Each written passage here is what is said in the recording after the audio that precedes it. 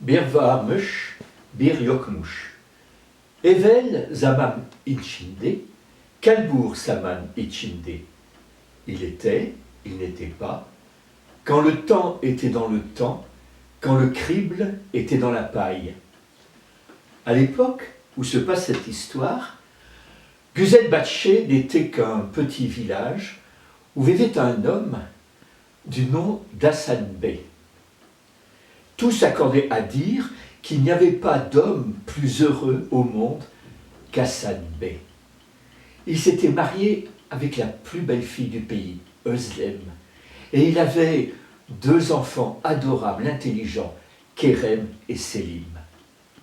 Il possédait une riche demeure en haut d'une colline.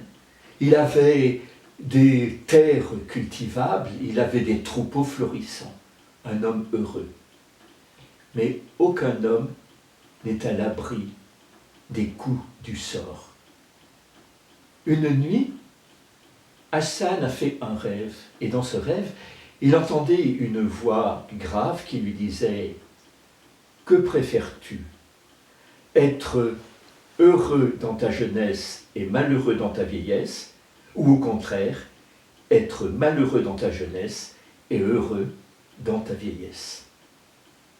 Mais au matin, le rêve avait disparu avec les ombres de la nuit. Et pourtant, cette phrase flottait un peu dans sa tête. La seconde nuit, il a fait le même rêve. Il a entendu la même voix qui lui posait la même question. Et au matin, cette question est restée dans sa tête. Et la femme, Özlem, a vu que son mari était soucieux et lui en demandait la cause.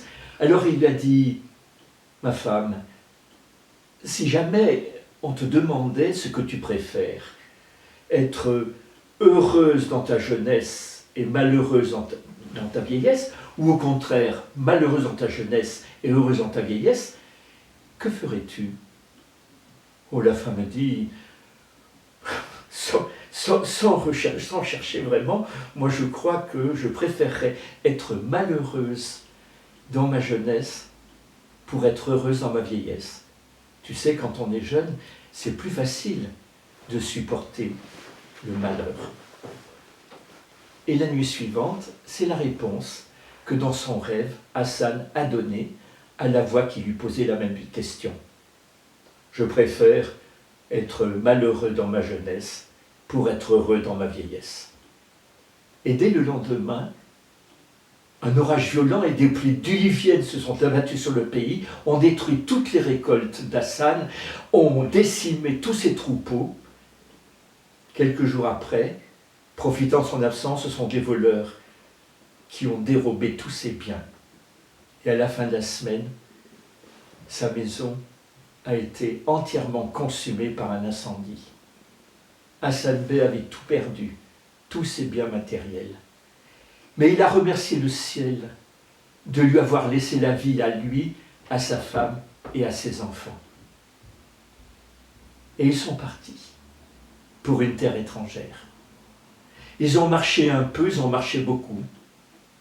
Ah, es geht mich leer, oh, es geht mich leer. Ils ont marché 6 mois et un automne. Ils se sont arrêtés et quand ils se sont retournés, ils ont vu qu'ils avaient parcouru un chemin de la longueur d'un grain de blé. Un soir, ils sont arrivés dans un village. Le maire du village les a accueillis. Il les a fait loger dans la maison des hôtes. Et dès le lendemain, il leur a donné une chaumière à l'entrée du village et même un métier pour Hassan. Il est devenu le berger des troupeaux de tous les paysans de la région. Et la femme a voulu elle aussi contribuer au travail de la maison. Alors, elle a commencé à laver le linge de toutes les femmes du village. Elle sortait voilée, c'était la seule fois où elle sortait pour aller chercher ce linge. Et puis, elle allait leur rapporter ce linge bien lavé. On dit même que jamais on n'avait eu du linge aussi bien lavé. Et sa réputation s'est étendue non seulement dans le village, mais dans les villages voisins. On dit même que c'était une femme très belle. Un jour, une caravane s'est arrêtée dans le village. Le caravanier est allé voir le maire, lui a demandé s'il n'y avait pas une femme dans le village pour pouvoir laver tout leur linge sale. Et le maire lui a indiqué la femme d'Hassan. Et il lui a dit la maison où elle habitait. Le caravanier est venu frapper. La femme a ouvert, elle a juste eu le temps de se voiler le visage, mais le caravanier a vu sa beauté. Et il en est tombé aussitôt follement amoureux. Et dans la journée même, profitant de l'absence d'Hassan, il l'a enlevé. Et il s'est vite éloigné avec sa caravane de chameaux. Et quand Hassan est revenu le soir, c'est pour voir ses 2 enfants en pleurs qui lui ont raconté qu'un caravanier avait enlevé leur maman. Hassan, dès le lendemain, est reparti en quête de son épouse enlevée. Il portait sur ses épaules le plus jeune de ses enfants, Sélim, et il tenait la main de Kérem, l'aîné. Ils ont marché un peu, ils ont marché beaucoup, et un jour ils sont arrivés devant un fleuve. Et Hassan a dit aux enfants, je ne peux pas vous faire traverser tous les 2 ensemble. Aussi Kérem, toi qui es l'aîné, tu vas rester sur la rive. Et pendant ce temps, moi je vais transporter de l'autre côté du fleuve ton frère Sélim.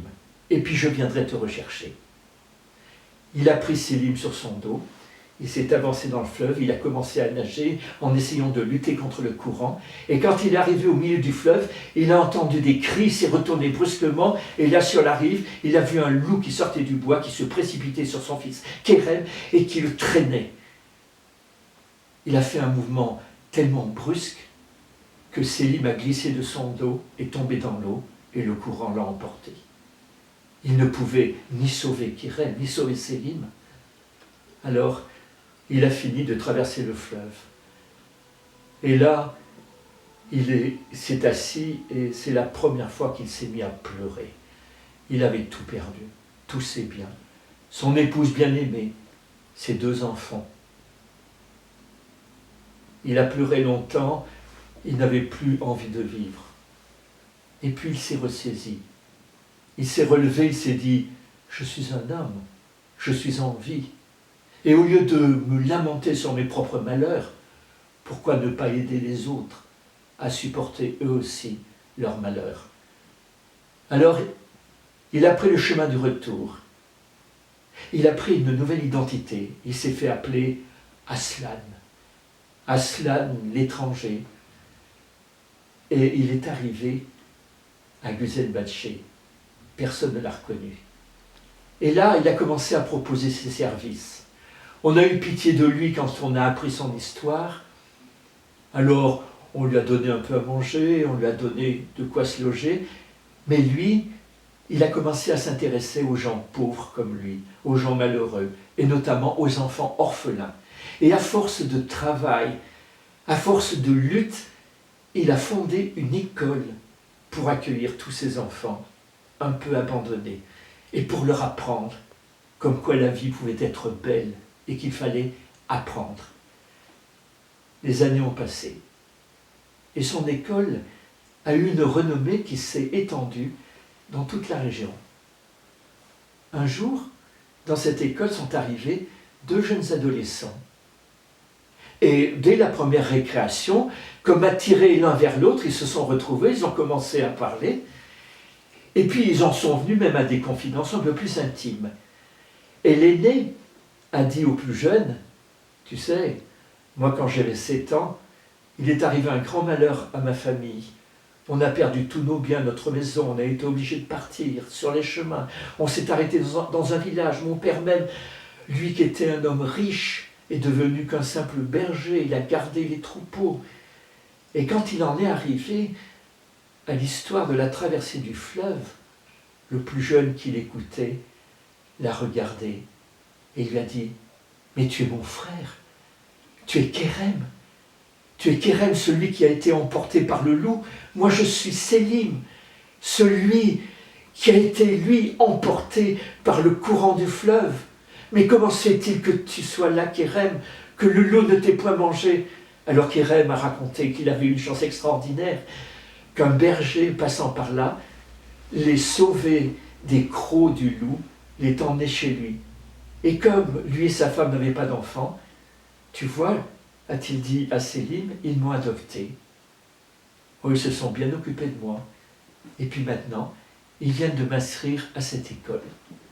Et Selim a raconté à son tour que lui aussi avait eu de la chance, que le fleuve l'avait porté jusqu'à un moulin.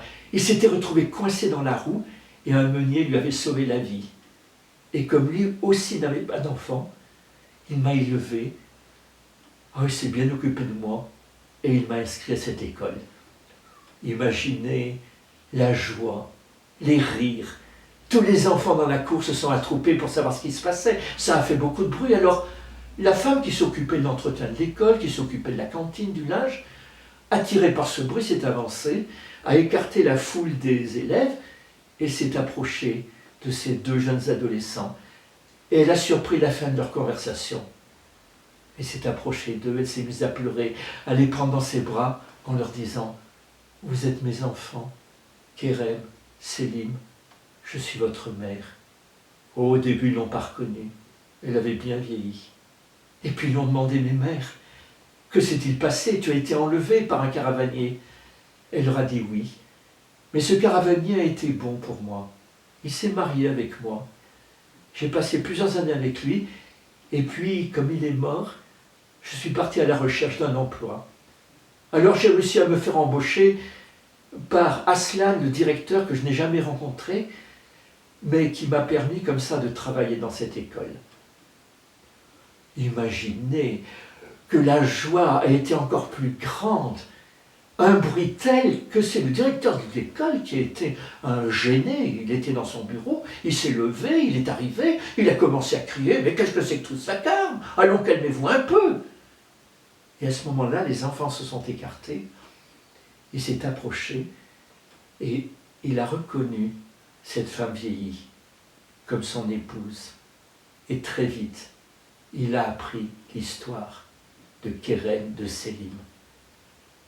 Je vous laisse à imaginer la joie de ces retrouvailles. Et Hassan Bey s'est bien souvenu de la réponse qu'il avait dite à cette voix qui, dans la nuit, lui avait demandé « Que préfères-tu? Être malheureux quand tu es jeune pour être vieux et heureux ?»